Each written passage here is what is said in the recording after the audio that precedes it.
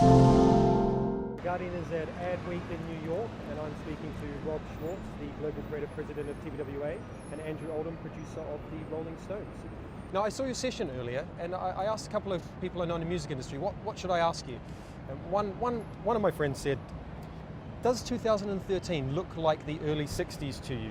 Meaning that in the 60s, kids bought singles, and now with iTunes, we've come full circle, where it's a singles culture and not an album culture. Do you see any sort of... Oh no, there's definitely a parallel there.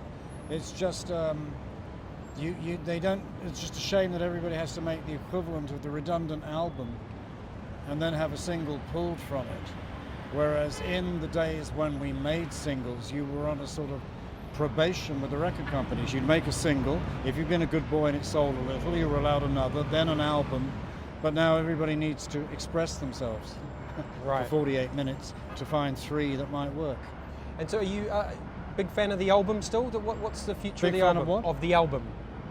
No, I really don't care, you know. I mean, I like them because now with the eyesight going, you know, I could read them. You know, I mean, you can't, you know, to get data, but it's only a memory, and memories are just that. And do you still see Jagger and Richards, or you don't? No, when would you last have seen them? The last time I saw Mick Jagger was in Buenos Aires in 1994, and we had a great conversation. He said, "Hello, Andrew," and I said, "Hello, Mick." So there's not the odd Twitter direct message or only with Keith. With Keith? Yeah. So it's tough to revisit the... Hey, no, it's not tough at all. It's just the train keeps going, and if you're not on it, your ticket doesn't get punched. Right. Or there's no reason to be on the train. So is it not acrimonious towards them, just in terms of what happened with...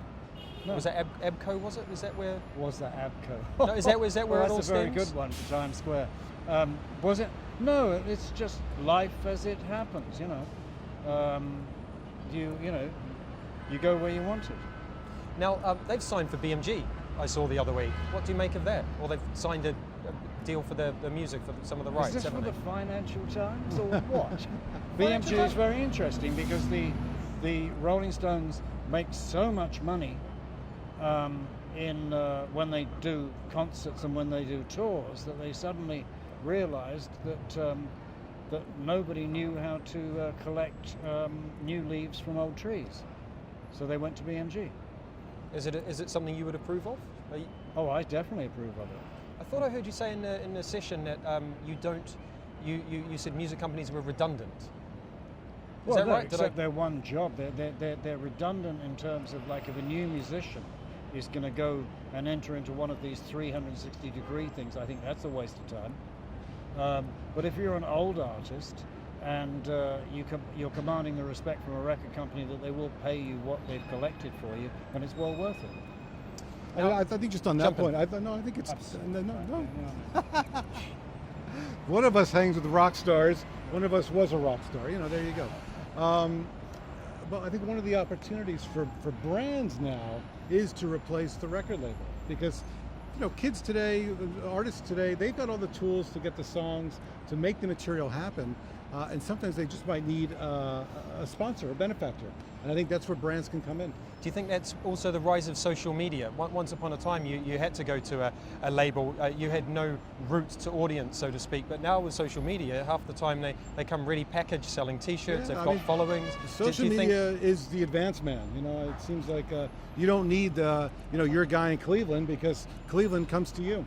Right. So in terms of shows like X Factor, for example, where do you sit on these sorts of things? Where the music industry's gone? These sort of instant pop makers. I think the music industry is making a huge mistake thinking that it's got anything to do with it. To do with these shows? Yeah. It's like we work 9 to 5, we want to escape, we want to be entertained.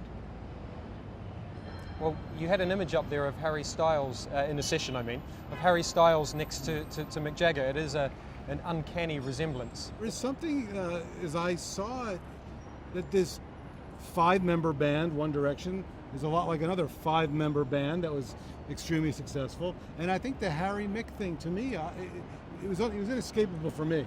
So I think somebody looked at a pretty good blueprint that somebody had written here and said, hey, that one worked, maybe we can redo it. They're obviously quite a big band now. Is it possible to, well, what are they? Act? What do we call them? Act. An act. Okay. Is it possible to now in the modern modern age to reverse engineer like that? Can you go from this marketing concept and then create yourself a product which is believable and will sell millions? Is that a credible model? It's always been a very big part of, but I mean, what the questionable part is the shelf life. Right. I mean, I think And do they have one? Do we Who think? knows, man? They're making a movie. Usually that's the end. Oh, they have made a movie, haven't they? Yeah. I mean, you ask about, is the blueprint relevant? I found Andrew in my world because running a creative enterprise in 2013, we're trying to create hits on behalf of clients. And our world is turned upside down. And I think in some weird way, I was looking for wisdom. And I think that, when you think about what Andrew had done with the Stones, this was a creative enterprise. This was a creation of hits. These were products that connected with people. And frankly, I found that there were pieces within this world that we could start applying to advertising in 2013. Well, gentlemen, thank you very much for your time. I All right, really thank appreciate you. it.